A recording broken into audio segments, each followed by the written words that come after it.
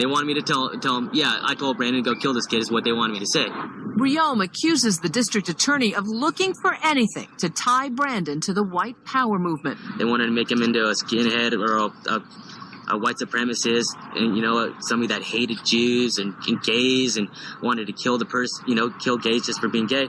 And they were going to use me as a tool to do it. They straight told me.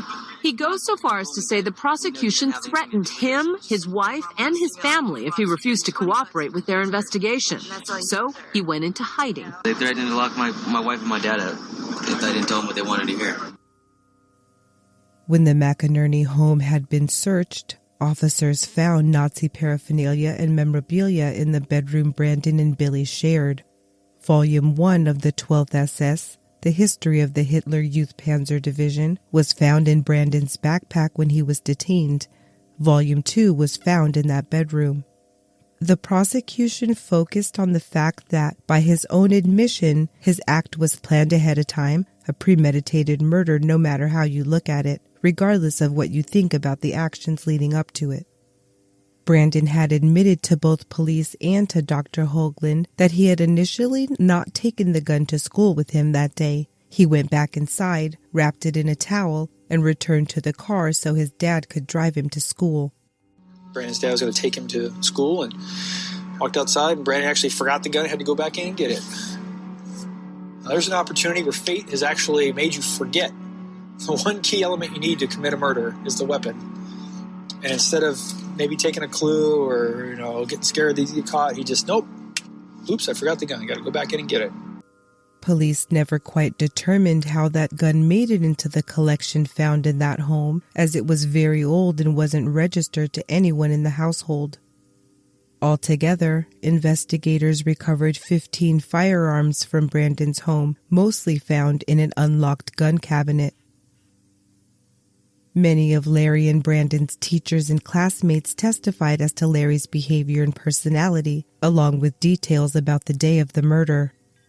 On the day of English teacher Don Boldrin's testimony about the green dress, the courtroom was in tears when a blown-up photograph of Larry holding the dress and smiling broadly was displayed. Greg King stomped angrily out of the courtroom, later saying he didn't feel Mrs. Boldrin's tears on the stand were genuine. More than one teacher criticized school administrators, accusing them of coddling Larry and letting his right to express himself be more important than the comfort of the other students. The week before the shooting, I had an epiphany. I was out monitoring the students after school, and I saw this pretty little girl, and she had really short hair with these dangly pretty earrings and these high-heeled boots and beautiful little figure, and then she turned around, and I saw it was a boy. It clicked. This is Larry, and this is what all the rumblings are about, and now I understand. He came into my classroom before school with makeup on. I told him he needed to wash it off because we were working on these behavior issues. He wasn't supposed to draw attention to himself, and wearing makeup as a boy is definitely drawing attention to yourself. I saw Brandon sitting on the bench, very angry and upset. Brandon's friends that were laughing at Brandon. That's when I first noticed Larry. He was kind of parading back and forth. It seemed like he was trying to get Brandon's attention. He did not pull a Columbine. He did not go and shoot everybody he could. He shot Larry King because he didn't know what else to do to make it stop. It is not a murder. When you make this decision, use your common sense, use your heart, use your soul. Remember that he was 14. Mr. Whippert just asked you to violate the law, use your heart, and 39 times he reminded you that the defendant was a 14-year-old boy. We talked about the fact that it's going to be difficult when your emotions come in, but you have to check them at the door. The law requires you to do that. There is absolutely no way that the facts of this case could ever be voluntary manslaughter, because no reasonable average person would ever do what the defendant did. And it's sad. It is. It's tragic. It's awful. It's also a done deal.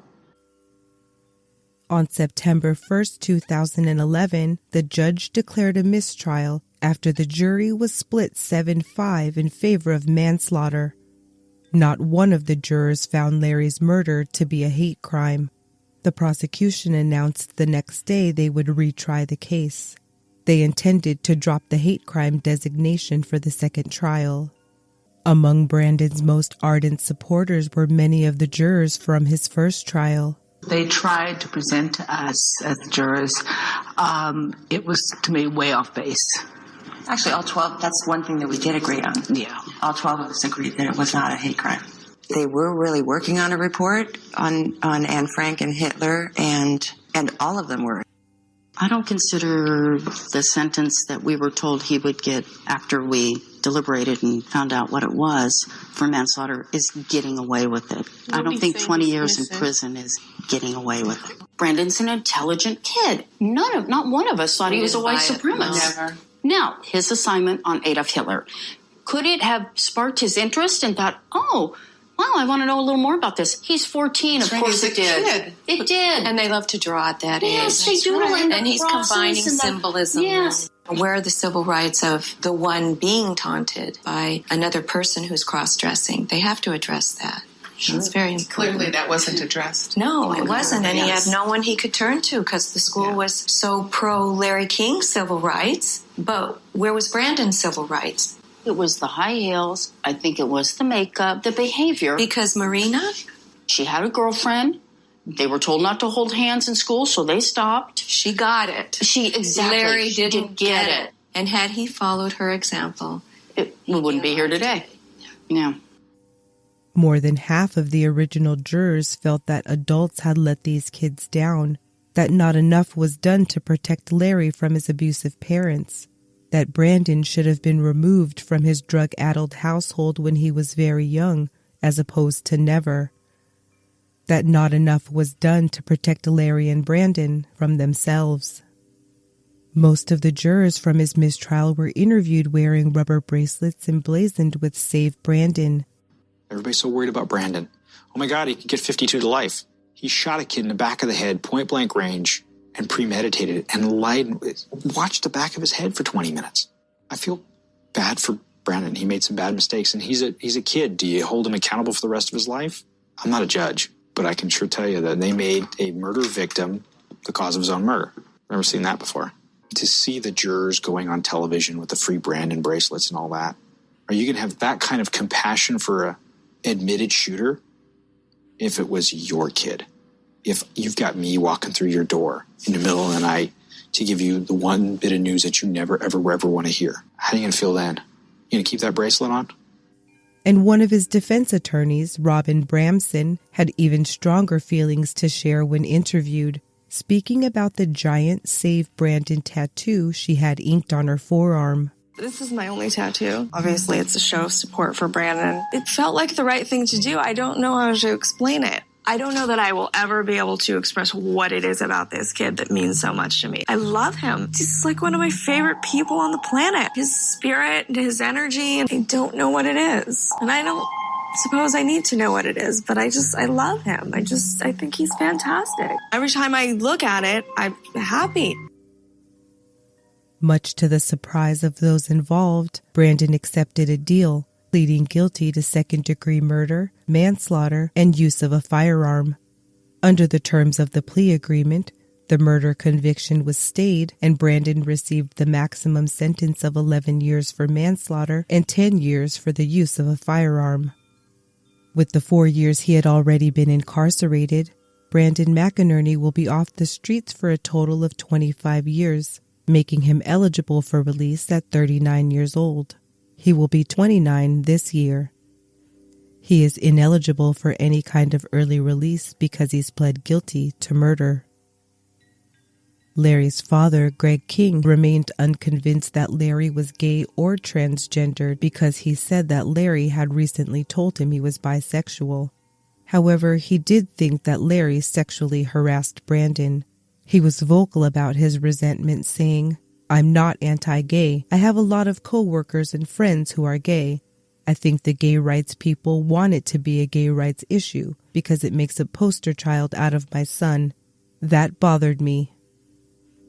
Dawn King, Larry's mother, said after the trial was over that she attempted to get help from administrators at E.O. Green School, especially because Larry's brother Rocky was by then being harassed by classmates because of Larry's accessorizing. 4 days before the shooting, Dawn says she called the school and requested they work harder to tone down Larry's behavior, not encourage it. She said she was told that Larry had a civil right to explore his sexual identity. Dawn told a reporter that, "I knew, gut instinct, that something serious was going to happen. They should have contained him, contained his behavior." So many of those who were affected by this tragedy were left deeply traumatized by the confusing events of February 12th, including the boys' English teacher, Mrs. Boldrin, who had given Larry that formal dress and who was present in the computer lab during the shooting. She lost her tenured teaching position following Larry's murder. The day they sent me my termination letter, I told them, you better as hell send me a really nice recommendation letter then. And this is what came the next day. At this time, Mrs. Boldrin feels the need to change her teaching environment, right? Unfortunately, we do not have other teaching positions that meet her needs, right? Therefore, I support her efforts to find a position that will give her what she needs. I just kept having the flashback. I'd be driving and just start crying. I'm just never going to see the world the way I did before February 12th. With the post-traumatic, you don't know what's going to set it off. My family couldn't handle it. They couldn't handle the anxiety, the crying, and despair. I had overdosed on drugs. I had tried to commit suicide, and I almost did it because I was on life support for 3 days. Dawn Boldrin's next job was as a barista for Starbucks in a suburban grocery store. For at least one classmate, there were lasting negative effects. For others, guilt was all-consuming. Both of these boys impacted anyone who's heard their story. It's tragic that Larry isn't alive to see how he truly helped some of his peers. It's sad that what they say about him now wasn't said when he could have appreciated it. A classmate planted a tree of remembrance at E.O. Green School where anyone is free to visit and remember someone. She wasn't allowed to put Larry's name anywhere on it, though, as she said that the school administrators did not want to revisit the issue. Larry wasn't worth remembering to them, it seems. Regardless, she made it clear that that was who it was planted for. He's transgendered. I think that he was born in the wrong age.